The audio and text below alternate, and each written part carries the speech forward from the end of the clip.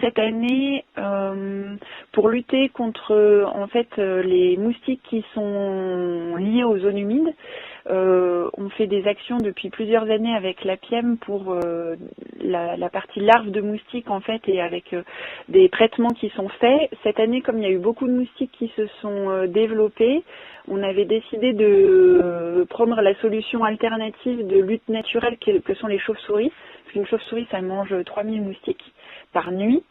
Et donc, on essayait de pouvoir parler des chauves-souris autour des zones humides comme un allié intéressant contre les moustiques.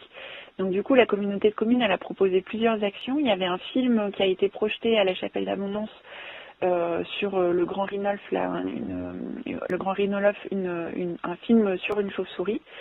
On a fait une sortie sur Saint-Paul, sur le marais du Gaveau, pour parler des chauves-souris qu'on retrouvait sur le plateau et de leur intérêt pour la biodiversité.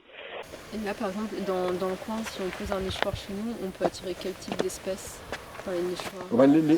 Les plus courantes, ça va être la pipistrelle commune, ouais. Mais vous pouvez avoir aussi la pipistrelle pygmée ici, puisque vous n'êtes pas loin du lac. Vous pouvez avoir aussi la pipistrelle de Cules, elle est un peu plus rare, mais elle vit dans les villages. Et puis après, il peut y avoir des sérotines, par exemple. Okay. Donc elles sont déjà plus grosses. Un sérotine, c'est à peu près le corps, il est gros comme un poing fermé à peu près. Okay. Ça fait déjà partie des grosses espèces. Et puis on propose des nichoirs aux gens qui habitent à proximité des zones humides pour que ces nichoirs puissent accueillir des chauves-souris et qu'elles se cantonnent et qu'elles restent à proximité des zones humides et qu'elles puissent nous servir. Du coup, on peut en trouver effectivement dans le commerce. Par exemple, sur le site de la LPO, le catalogue de la LPO, il y a des très bons nichoirs.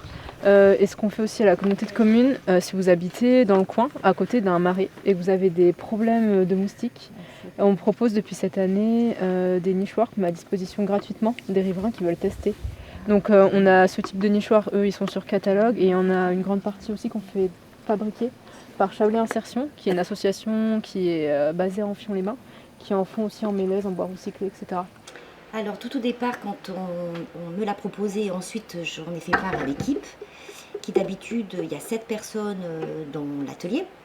Les autres personnes ne sont pas là pour différentes raisons, mais elles ont participé activement à la création de ces nichoirs. On a regardé en fonction de ce que nous avions, parce que nous sommes sur un atelier de recyclage, donc du coup l'atelier de recyclage, ça veut dire que on doit recycler, on se doit de recycler des matériaux. Donc on a fait un petit peu le tour, sachant qu'il fallait des matériaux bruts, pas de colle, pas de solvant, tout ça. Ensuite, tout ça c'était faisable. Ensuite on se dit comment on peut faire. Alors on a décidé de construire un prototype. On avait 2 modèles, on a mixé les 2 modèles. Et on a donc créé ce prototype qu'on a proposé. On nous a dit c'est ok, tout va bien, vous pouvez vous lancer sur les 10, donc la commande de 10 nichoirs. Moi je fais le parti de rayure avec cette machine-là. Il est dur pour première fois, c'est dur pour travailler avec, mais à petit, je prends la machine et je fais la rayure, je fais comme ça, en état. Rayure. C'était le plus difficile, le fait de franchir le pas, de pouvoir poser les vis, parce qu'on avait déjà les mesures, mais on s'est dit, il faut qu'on le fasse bien, il faut que ça soit bien. On n'a jamais fait de commande comme ça, mais en même temps, c'est très bien passé. Avec l'accompagnement de madame, c'est très bien passé.